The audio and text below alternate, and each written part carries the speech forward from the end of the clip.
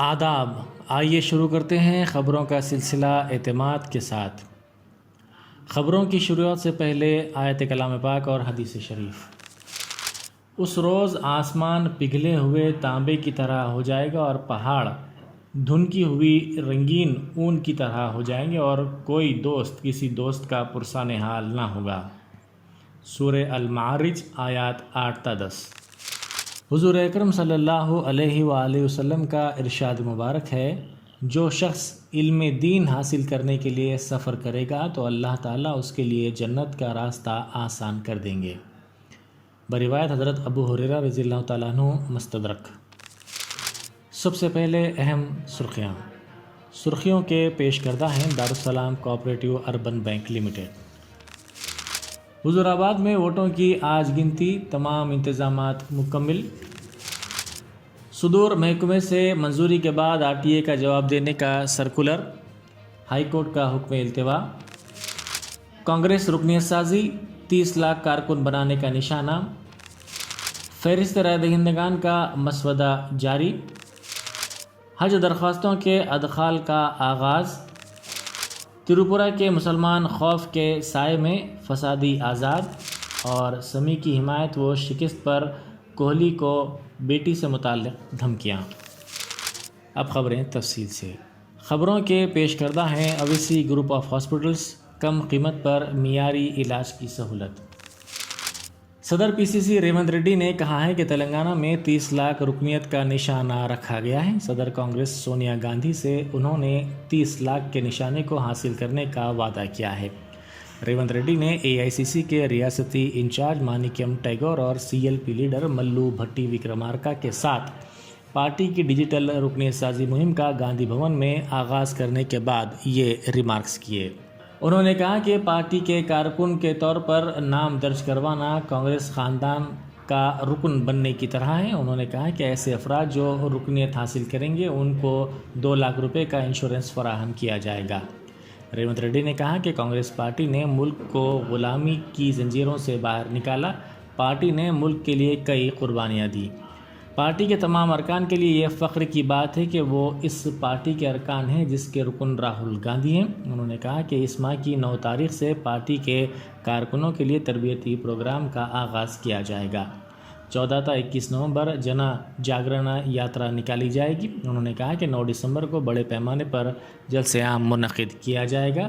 متعلقہ حکام کی جانب سے اجازت دیے جانے پر پریڈ گراؤنڈ میں یہ جلسہ منعقد کیا جائے گا جس میں راہل گاندھی حصہ لیں گے۔ تلنگانہ کے chief electoral officer Shashank Goyal نے ریاست کے رائے دہندوں کی فہرست مسودہ کو جاری کر دیا، جس کے مطابق تلنگانہ ریاست میں 3,03,56,665 رائے دہندے ہیں، جن میں 1,52,57,690 مرد رائے دہندے اور 1,50,97,292 خاتون رائے دہندے شامل ہیں۔ تیسری صنف کے 1,683 سروس ووٹرز 14,501، NRI ووٹرز 2,742 بھی مسودہ فہرست میں شامل کیے گئے ہیں۔ مسودہ فہرست میں 5,01,836 معذور رائے دہندوں کو شامل کیا گیا ہے۔ Chief electoral officer Shashank Goyal نے مسودہ فہرست رائے دہندگان کو جاری کرنے کے بعد کہا کہ 5 جنوری 2022 کو ریاست کے رائے دہندوں کی قطعی فہرست کا اعلان کیا جائے گا۔ حضور آباد اسمبلی حلقے کے ضمنی انتخاب کے ووٹوں کی گنتی منگل 2 نومبر کو کی جائے گی۔ اس سلسلے میں تمام انتظامات مکمل کر لیے گئے ہیں۔ ریاست بھر میں حضور آباد کے نتیجے پر نہ صرف سیاسی جماعتوں بلکہ عام آدمی میں بھی تجسس دیکھا جا رہا ہے، جہاں حکمراں جماعت TRS اور BJP کے درمیان کانٹے کا مقابلہ تھا۔ یہ نتیجہ BJP امیدوار و سابق وزیر ایٹالہ راجندر کے سیاسی مستقبل کو بھی طے کر سکتا ہے۔ کریم نگر شہر کے SRR ڈگری کالج میں ووٹوں کی گنتی کی جائے گی۔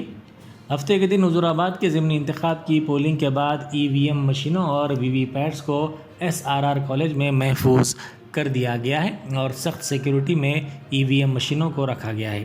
منگل کی صبح 8 بجے سے ووٹوں کی گنتی کے عمل کا آغاز ہوگا۔ کالج کے اطراف پولیس نے امتناعی احکام جاری کیے ہیں۔ الیکشن کمیشن کی جانب سے جاری کردہ پاس رکھنے والوں کو ہی ووٹوں کی گنتی کے حال میں داخلے کی اجازت رہے گی۔ اسی دوران ڈسٹرکٹ الیکشن آفیسر و ضلع کلکٹر کریم نگر RV کرنن نے اس خصوص میں انتخابی عملے کے ساتھ ووٹوں کی گنتی کے عمل کو پرامن انجام دینے کے لیے ایک تربیتی پروگرام منعقد کیا۔ تلنگانہ ہائی کورٹ نے چیف سیکریٹری سومیش کمار کی جانب سے جاری کردہ سرکولر پر حکم التوا جاری کیا، جس میں چیف سیکریٹری نے special chief secretaries, principal secretaries اور سیکریٹریز سے خواہش کی تھی کہ پبلک انفارمیشن آفیسرز کو ہدایت دی جائے کہ متعلقہ محکمہ جات کے صدور سے منظوری ملنے کے بعد ہی RTI کے درخواست گزاروں کو معلومات فراہم کی جائے۔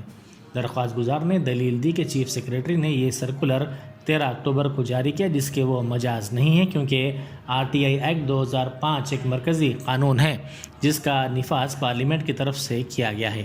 چیف جسٹس ستیش چندر شرما نے اس احساس کا اظہار کیا کہ RTI ایکٹ 2005 کے مطابق معلومات فراہم کرنے کے لیے اعلیٰ عہدیداروں یا پھر محکمے کے سربراہ سے اجازت کی کوئی ضرورت نہیں ہے۔ مرکزی وزیر اقلیتی امور مختار عباس نقوی نے حج 2022 کے لیے آن لائن درخواستوں کے ادخال کا آغاز کیا اور کئی اہم اصلاحات کا اعلان کیا۔ انہوں نے عازمین حج کے لیے سہولیات میں بہتری کا بھی اعلان کیا۔ جنوبی ممبئی میں واقع حج ہاؤس میں حج 2022 کے شیڈیول کا اعلان کرتے ہوئے نقوی نے کہا کہ حج کا عمل 100% آن لائن یا ڈیجیٹل ہوگا۔ حج 2022 کے لیے درخواست داخل کرنے کی آخری تاریخ 31 جنوری 2022 ہے۔ خواہش مند حج موبائل ایپ کے ذریعے بھی درخواست داخل کر سکتے ہیں۔ ایک بیان میں مرکزی وزیر کے حوالے سے یہ بات کہی گئی۔ نقوی نے کہا کہ ہندوستانی عازمین حج کے لیے مختلف سہولتیں فراہم کی جائیں گی۔ عازمین حج سعودی عرب کرنسی میں مختلف اشیاء لے جا سکتے ہیں۔ انہوں نے کہا کہ پہلے بیڈ شیٹس، تکیے، توال، چھتری اور دیگر اشیاء سعودی عرب کی کرنسی میں خریدی جاتے تھے، لیکن ان میں سے بیشتر اشیاء ہندوستانی کرنسی میں اب خریدی جا سکیں گی۔ شمال مشرقی ریاست تریپورہ میں مسلمانوں اور مسجدوں پر حملوں کے بعد ریاست میں مسلمانوں میں خوف پایا جاتا ہے۔ بنگلہ دیش میں ہندوؤں پر حملوں کے واقعات کے بعد تریپورہ میں مسلمانوں کو نشانہ بنائے جانے کے واقعات سامنے آئے ہیں۔ بجرنگ دل اور دوسری ہندو تنظیموں نے بنگلہ دیش میں ہندوؤں پر حملوں کے خلاف ریلی نکالی تھی، جس کے دوران مسجدوں اور مسلمانوں کی دکانوں اور گھروں پر حملے کیے گئے تھے۔ اس کے بعد ریاست میں مسلمان کافی ڈرے ہوئے ہیں۔ خاص طور پر اوٹا کوٹی اور شمالی تریپورہ کے اضلاع میں صورتحال بہت خراب ہے۔ متاثرہ افراد کا خیال ہے کہ انہیں کسی وجہ کے بغیر نشانہ بنایا جا رہا ہے۔ انہوں نے کہا کہ بنگلہ دیش میں ہندوؤں پر حملوں کو بہانے کے طور پر استعمال کیا جا رہا ہے۔ ایک دن پہلے سپریم کورٹ کے وکلاء اور انسانی حقوق کے ایک وفد نے تریپورہ کا دورہ کیا اور متاثرین سے تفصیلی طور پر ملاقات کی۔ اس وفد کا کہنا تھا کہ ایسا معلوم ہوتا ہے کہ وشوا ہندو پریشد کی نگرانی میں حکومتی تشدد کیا گیا ہے۔ ایک متاثرہ شخص عبدل نے بتایا کہ انہوں نے اپنے خاندان کے ساتھ کسی دوسرے گھر میں پناہ لی ہے۔ ایسے کئی افراد ہیں جو اپنے گھروں کو چھوڑ کر دوسرے مقامات پر رہنے کے لیے مجبور ہو گئے ہیں۔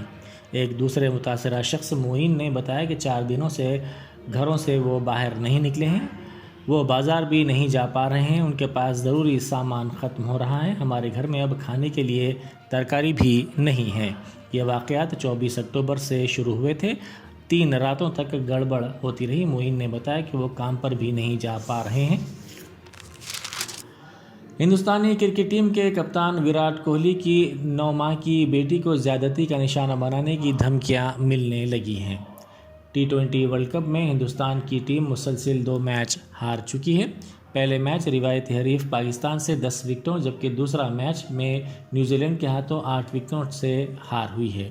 انتہا پسندوں نے پاکستان کے خلاف شکست کا ذمہ دار ہندوستانی بولر محمد سمیع کو قرار دیا تھا اور ساتھ ہی انہیں غدار بھی قرار دیا تھا۔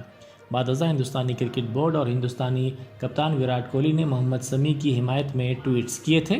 دوسرے میچ میں شکست اور ہندوستانی ٹیم کی ناقص کارکردگی کے بعد وراٹ کوہلی کے خاندان کو دھمکیاں ملنا شروع ہو گئی ہیں۔ ذرائع کے مطابق سوشل میڈیا پر وراٹ کوہلی کی 9 ماہ کی بیٹی سے ریپ کرنے کی دھمکیاں دی گئی، جبکہ کوہلی کے خلاف ٹرینڈ بھی بنایا گیا۔ یہ تھی اعتماد کی خبریں۔ مزید خبروں کے لیے اعتماد کی ویب سائٹ ملاحظہ کی جا سکتی ہے۔ ملک و دنیا بھر کی تازہ خبروں کے لیے اعتماد کے یوٹیوب چینل کو سبسکرائب کرنا نہ بھولیں اور بیل بٹن دبانے کے علاوہ شیئر بھی کریں۔